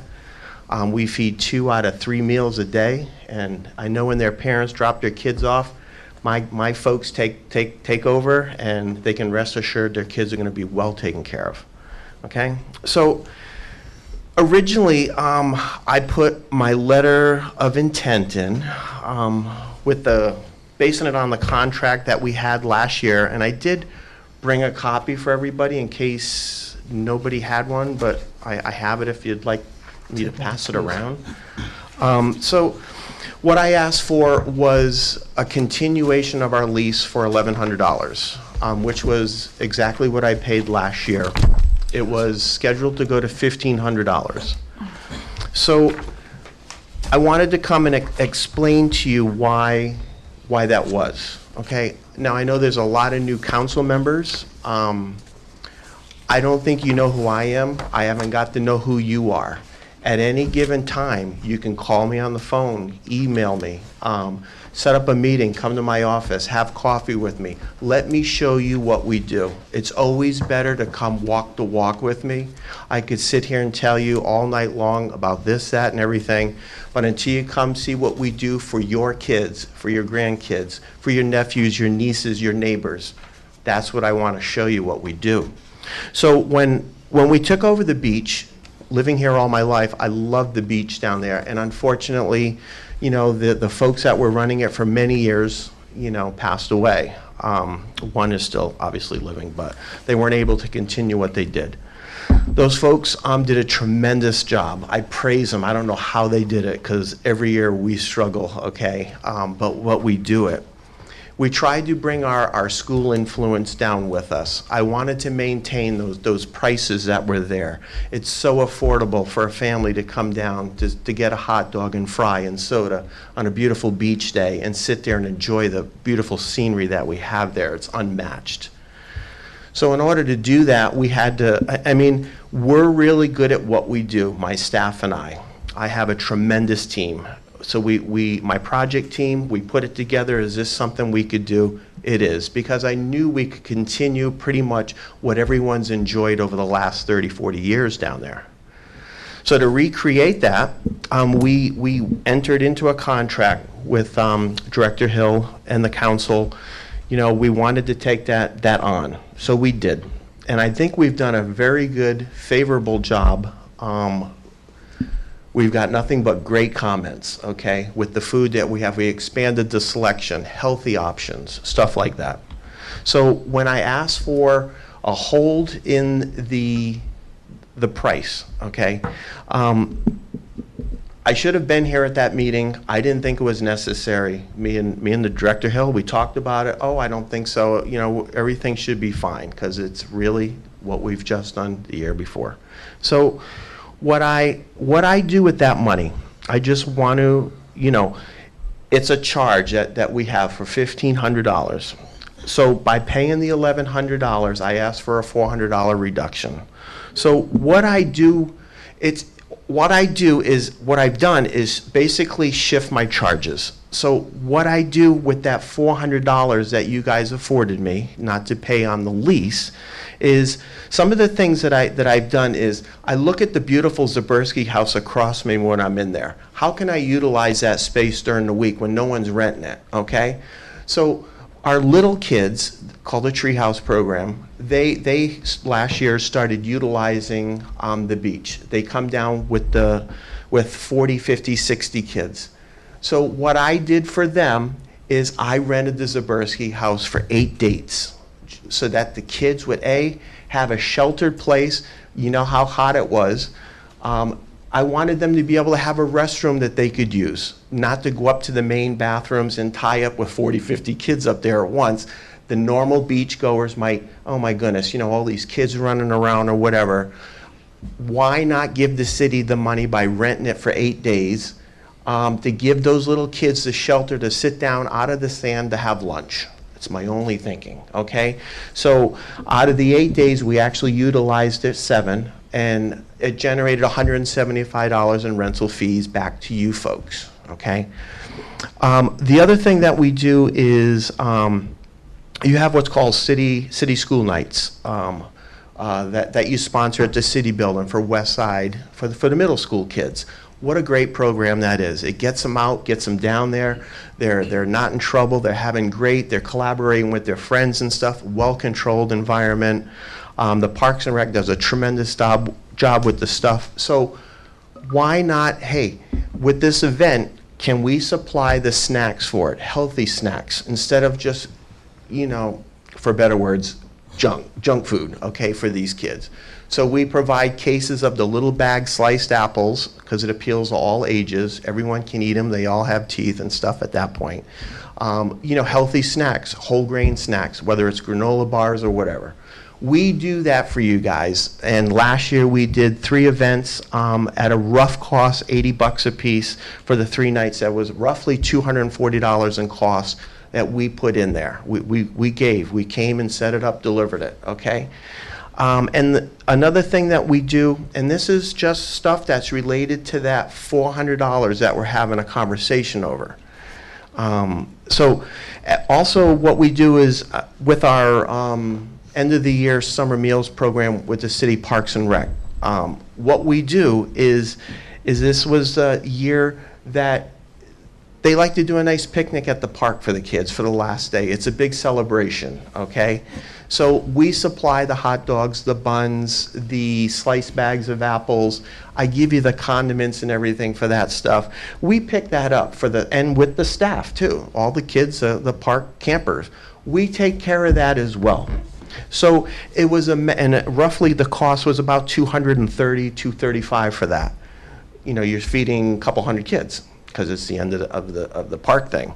So, you know, and that's part of what I call our partnership. It's a matter of how I just shifted my charges. My team and I would shift that over to try to keep the prices normal and stuff at the beach. It shows on my side that we got a little relief to be able to give back in this form. So I wanted to do the same thing for this year. That's why I asked this council, can we keep it at what it was last year? The other piece is, you know, running that beach is a 7-day commitment. I mean, we're humming down there on some days when it is really hot and humid. And if it's a cloudy, windy day, there's nobody down there. Okay, it's weird. You have to be able to adjust your business according to the weather. I'm starting to be a weatherman now. I actually look what 2 or 3 days are during the summer, how we plan our staffing. And we're proud to be able to use a lot of our kids from the high school. A lot means about 7 or 8 we had last year from the high school. They work in the concession. They get paid minimum wage in the concession, just like everybody else. Well, this is not one of my school locations, but it's one of our new sites, okay? Again, I run multi-layer programs, and this is what we call a seasonal program. This is one of our seasonals. So my staff that normally gets paid at Groton Public Schools, they take a cut and pay to work down there, just like they take a cut and pay to be at the 17 summer meal sites that we have through Groton. It's not because we love to take a cut and pay, it's because I work on federal guidelines on what we can pay them to be out in the field doing. This talented staff of mine takes that on. They want to be there to continue serving their kids, even during the summer. So, you know, it's not that I'm trying to show you any different by, it's just a matter of shifting our costs. And when you get to know me, you'll find that I love the city of Groton. I already told you I'm a lifelong resident, and I give and give and give as much as I can to the city of Groton, especially their parks and rec. Anything that involves students is what my mission and what my charter is. Every dime that we make on all the programs have to go back to the students in some shape or form. Please keep in mind, I work for Groton Public School. I am not part of Groton Public Schools' budget.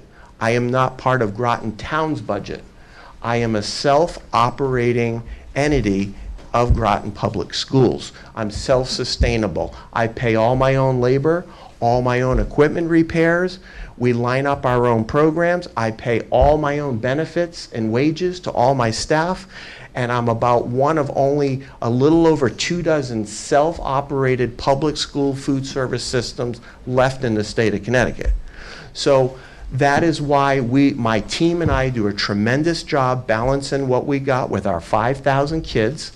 I'm their advocate, if you will. Everything I do has got to be for the benefit of our kids, especially those that live here in the city and the town of Groton. We also take care of Mashantucket Reservation. We take care of their summer programs over there as well. We're starting to branch out and do what we do best. So, you know, that is where the reduction or freeze in the lease comes into play. And I felt it was very important to come to you tonight to explain why. Nobody's really asked why. And there's one person on this whole council that actually brought the whole driver to this whole thing, and that is Mr. Carter. He mentioned about the minimum wage. That minimum wage piece is a bear. And unfortunately, in the industry that I am in, which is food service, we are some of the lowest wage earners out there, and it drastically affects us people who are in the business. But it's a good thing too. Now this is where I'm talking out both sides. It's great for people like me because they're making more money, which they deserve. Food service workers are some of the hardest working folks you'll ever come across, right? So it's all about the increase, which this season is 90 cents more an hour than it was last season at the beach. So when my team watched, well, I did, and some of the team members watched, the broadcast last week, like I say, we're all like, wow, I got to step back at this. I don't know how to take this, listening to this council debate this. It's $400. You would have thought the end of the world came, that I was bankrupting the city or something. Not my intent. So we went back and we wanted to really go through it. And what that 90 cents means to me when we really start looking into it is the result of already, I'm starting out of the box, $2,800 at a conservatory amount increase in my labor costs already, just at 90 cents.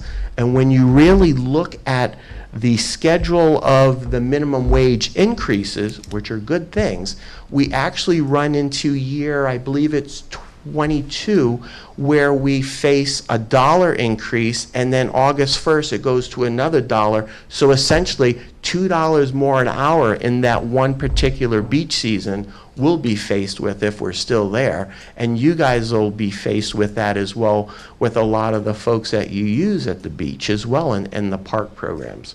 So thank you, Mr. Carter, for mentioning that fact, but that was the real driver in this. And since that discussion took place, it really made the team re-look at our position.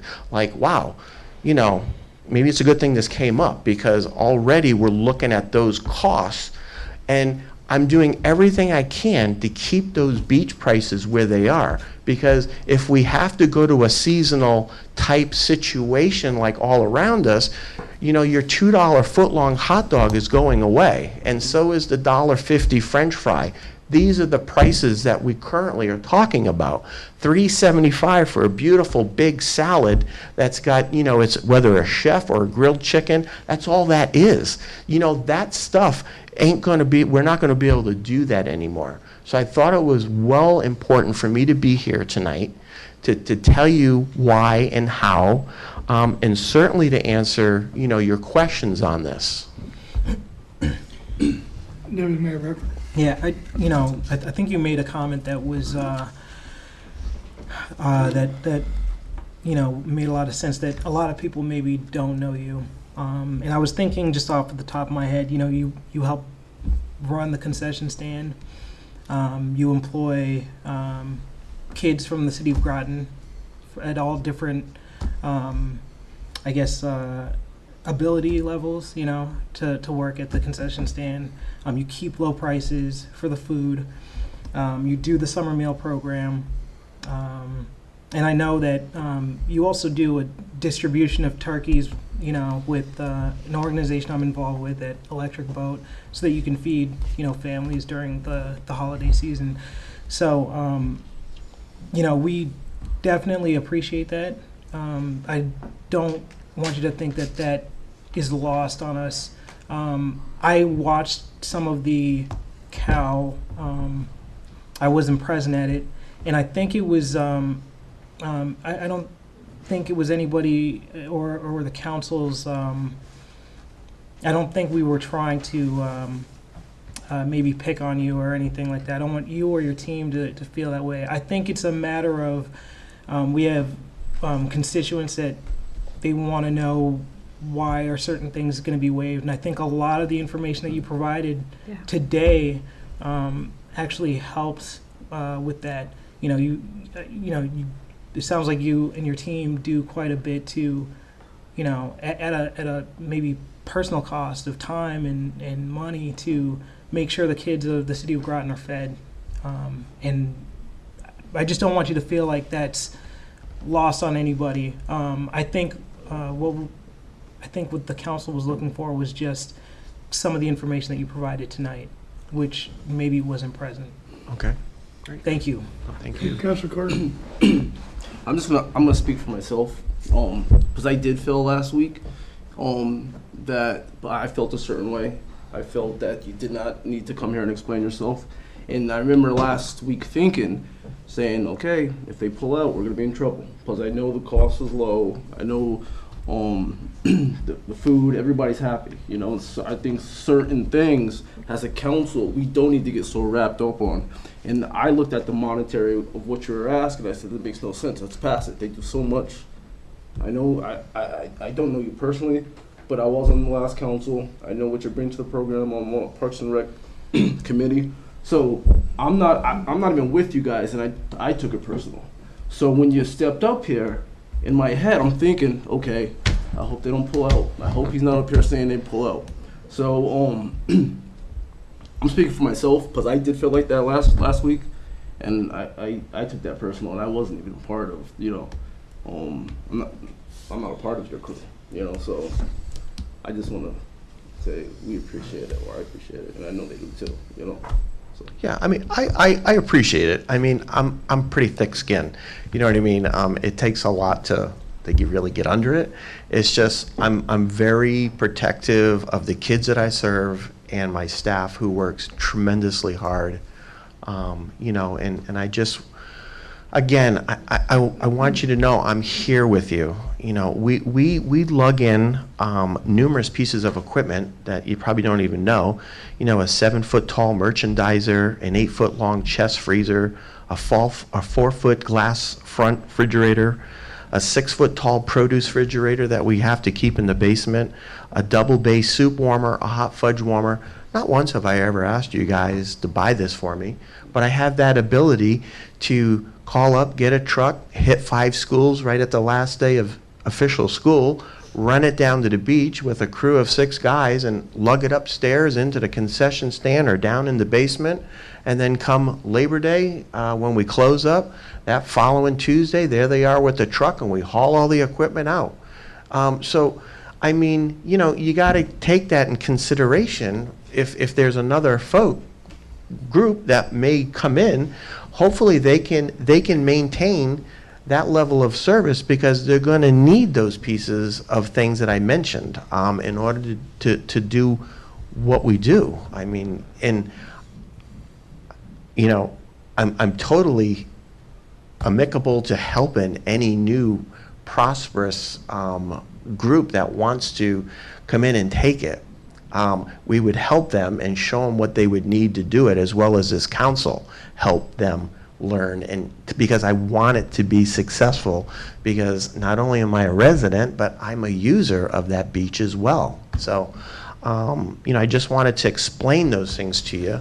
And I really, truly, if anybody would like to come and see what we do, let me show you what our staff does every day, because it's a continuation at that beach, what we do. Councilor Stafford? I just want to commend you for coming in today and explaining. I wasn't on the council last term, so I'm new. Right. My daughter grew up in Groton. My nieces live here in Groton. They go to the beach. I've been to the beach.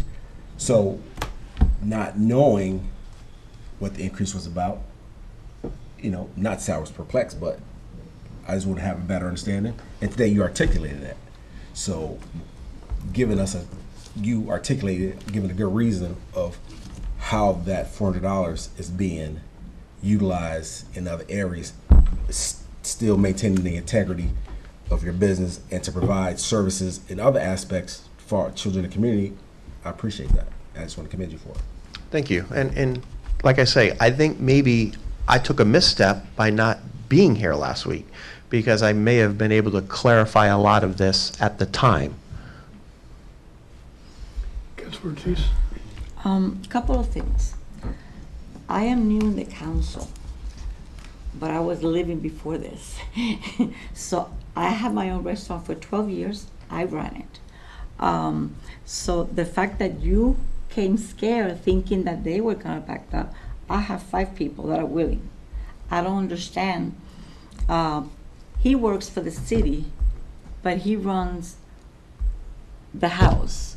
So what does the city and the restaurant have in common? In my head, it doesn't explain.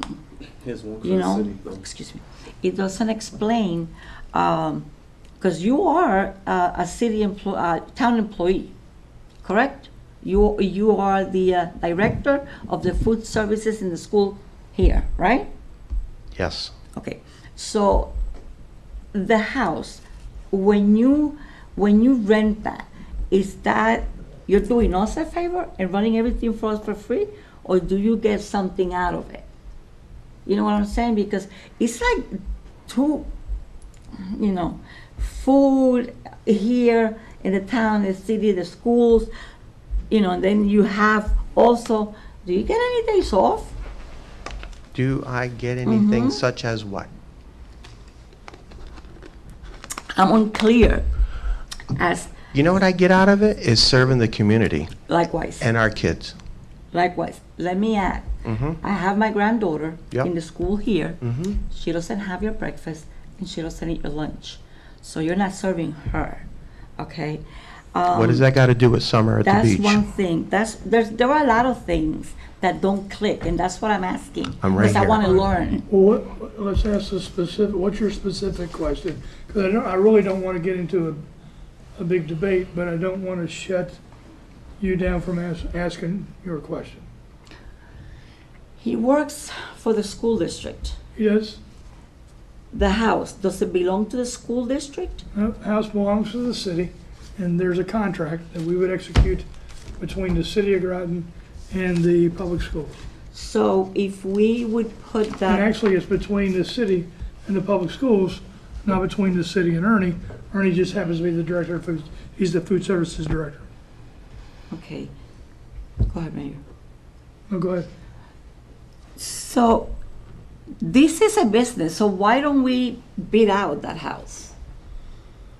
I'd like to answer that. Okay, Deputy Mayor. So Ernie was, and he was kind enough to jump into that space that was left by, like he explained, a death a couple years back. And I look at the beach as a public good. It's a place in the city, a destination. I think, and part of what makes that destination different from some other smaller beaches in the area is that they offer food, and affordable food at that. Again, it's a place where our constituents who are maybe in high school, working age, can get experience. And he does it at, a pretty hefty personal cost. So I don't know of anybody that could go into that space. I actually wouldn't even want to entertain it and do the kind of job that he does for the city. So. Okay, to add on to that, I'm not gonna just. Well, hold on, Counselor Oh, I'm sorry. McCabe has not had an opportunity. I am also new to the council, and I just want to say I'm really, really grateful that you came in here tonight. You cleared up a lot of questions that I had in my mind, just about the contract and some of the history of and what you do for the city. I do appreciate what you are bringing to the table and what you're doing for us down at the beach, and I hope that we continue this relationship for years to come, as long as you choose to work down at the beach. Do you want to address the RFP? Go ahead. No, go ahead. Can I say something to add something to what he was saying? Because I was on the council as well. Well, Okay. address me. Don't address, Well, I'm asking you. I'm just asking you. asking me what? Can I say something? Can I add on to what he was saying Yeah. about her question? She said, "Why didn't we bid out?" And what I was saying is, I'm about to address it, but go ahead. well, we did bid out. We did put it out there when the other family passed away. And I'm speaking as a former council member. It was important for us not to look at it as a like a financial, like big, this is a money thing type thing. It was important to keep what was implemented in the past years with the low prices and even more so we have our own kids serving us, and that was really intriguing to that council then, and it's still intriguing to myself, and that's I just want to add on to. That's why we didn't say, okay, I don't know, engine room, come in here and take this over. That's why we didn't do that. Do you want to go in? Go ahead.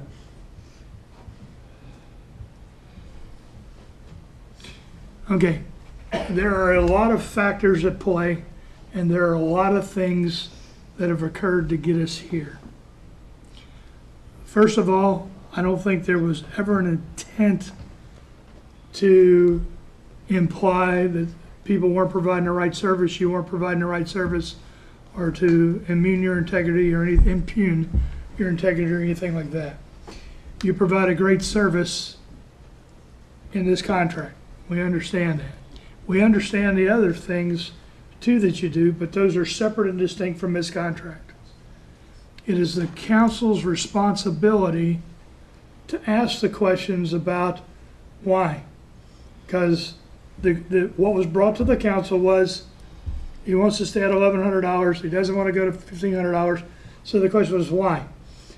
The lesson I think we have learned from here is that next time you need to be here, right?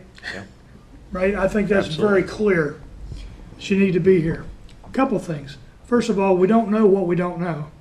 And that is, we didn't know, or I didn't, that there's all kinds of equipment that you bring with you that is stored in different places. We don't know that. And if we don't know that, we can't appreciate that. The other thing is, we are all going to be facing the increases in minimum wage. And so we are going to be addressing that in the budgets that I'm going to be bringing to the council. That mostly impacts Parks and Rec. One of the things that I've directed for next year, because you guys are going to be addressing the fees later tonight, but for next year, we're going to have to look to see if we're going to raise fees, or if we need to raise fees for some of our programs based on the cost. I recognize, and people that have been around recognize that you have maintained the prices cheap at the beach. We got that, that's great. Nowhere else can you go and get a $1 ice cream, and go down to the beach. If people are paying attention, you may have to raise your rates for things down at the beach in order to sustain where you're at with the work that you're doing. The additional information that you provided tonight, I think, is beneficial, but was unknown. So the council was just asking, can you explain why? Right? You want to go to 1,100. What I'm hearing from you is that next year you're going to want 1,100 too. And the reason I'm saying that is because the minimum wage is going to happen for the next 3 to 4 years. So if you're having issues this year, you're going to have the same issues next year. So I think this is a discussion we're going to need to talk about. I'm talking about a pragmatic discussion, not a discussion to get in a fight with anybody or to push anybody out, right? That's not my thing as the mayor. It's not the council's thing. The question is, how do you provide a service? And we do see that the concession stand is a service that we provide to the residents. Another thing that was going on is for years we never raised any prices and rents and things like that. So there was a decision that was made at the mayor and council level to try to recoup more of things, because we have had machines, because the machines you do not bring, if we provide them, and there's a list in the appendix, should those break, then we own them, and therefore we have to replace them. So part of this is trying to recoup a little bit of that and I'm sure you understand that and appreciate that. So that's where we're at. The original discussion was to increase the lease from 1,100 then to 1,500, and then at one point we were going to continue the increase in fees. So that is something we're still going to have to address, and we're still going to have to evaluate. But I do think it was beneficial that you were here, but it is important to me that I make it clear that there was, I think the questions may have been taken as an attack. I don't think they were meant as an attack. I think people that know what you do, what the programs are, and what the program does for feeding the kids, I think they appreciate and understand that's a good thing. The question is, the statement that was brought to the council is we want to stay at 1,100. The question was why. And I don't think that was adequately answered why last meeting, and that's why you're here now. I think we now have an adequate why on that, and then we can move forward with this issue at a future meeting. Does that address your issue?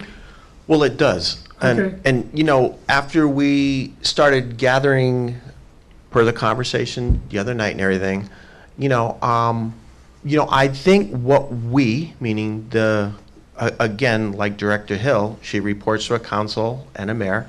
I report to a board of ed and a superintendent, both of which are super supportive, and they give me great longitude and latitude to run the programs because they know it all affects the kids that we all serve. So, what I really think we should do, and it's just an idea that we floated this morning, was I'd like to go back to the original contract, give you guys the $1,500, that extra $400. What we'll do is reshift our charges. We'll come out of the Z and a couple of those other things that perhaps maybe we shouldn't be doing anyways. I'd like to follow the contract exactly like it says. Go to the $1,500. And then, if you, Counselor Ortiz, think that there's, that maybe this should go out for another RFP because friends, maybe this council should consider doing that. So that's something to think about. Do you think have you been down and tried the food and stuff during the summer? And no, because I heard you don't even buy a beach pass, so you're not in there. So I understand why you don't care if the other folks pay. Hold on. So, that's, I just wanted to leave that with you, that this discussion, we can continue on further. But I'd like to go back, just like the contract says, and just, exactly what it says, and we should probably stay with that. In the beginning, we were up in extremis, and we put out an RFP. The RFP was truncated, and I think we got you. I don't think that was it. So you came. The intent after that was to put out a full RFP to do just that, and we did not do that last year. We continued on with an agreement we had made with the Garcias years before, which give the current occupant the first right of refusal. That's where we are today. Not saying that is what we're going to do next year. Don't take this as a shot across the bow. That's not what it's intended to be. The intent was to have you come in so that you could explain to the council the rationale for the original decision. We want to continue the relationship. We want to continue to have a good working relationship, and then we'll go forward from there, and we'll see what happens in the future. Okay, that's fair enough. That's my desire, and we'll see where the council wants to go with it. Are there any other questions or comments on this? Okay. Councilor Ortiz? Why would you bring that up? Councilor, we're Because not, it was spoken on TV, it was public. just stop, we'll address it later. Thank you. Thank you. Have a good evening. Communication report, Councilor McCabe, No report. Councilor Stanford, Nothing to report this time. Councilor Ortiz. No, sir. Councilor, never mind, Deputy Mayor Becker. Nothing to report. Okay, one thing that I would like to report is that you can't see this, but if you go out to the front, we have a green sign that says meetup spot. It's the Internet Purchase Exchange location.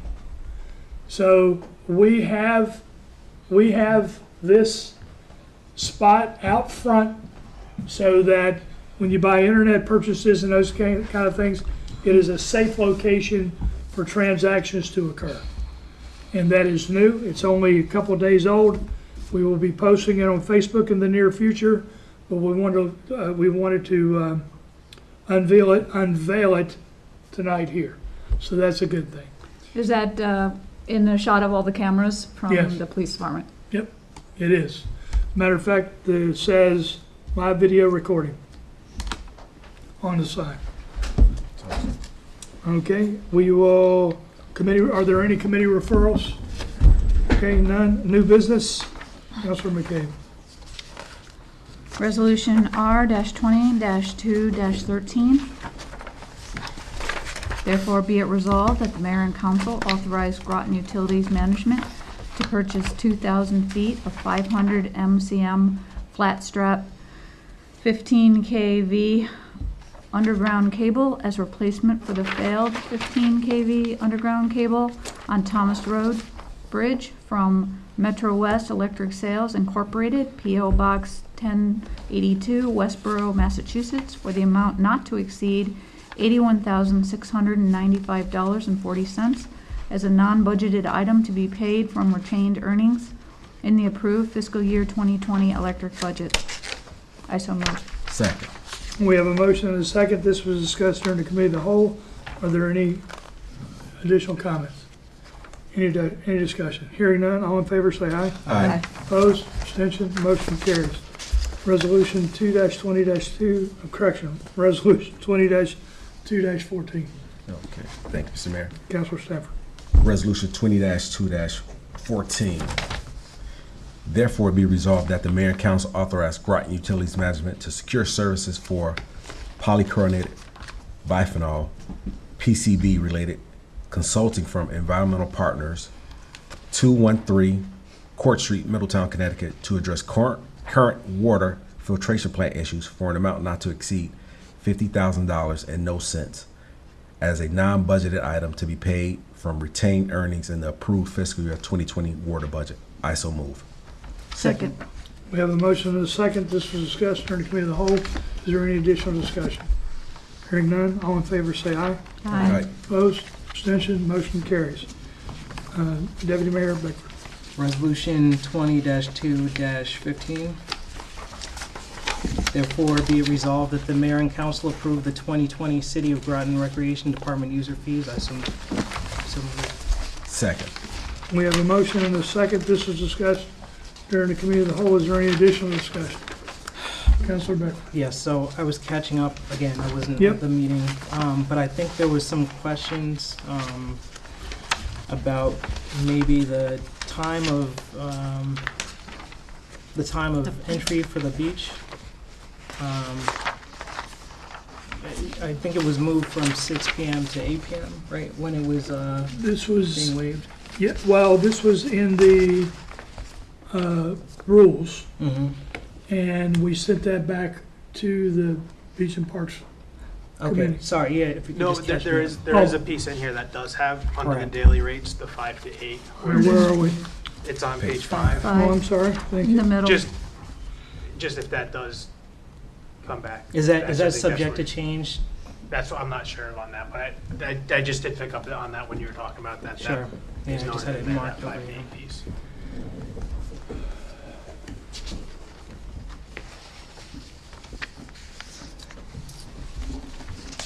So on page 5,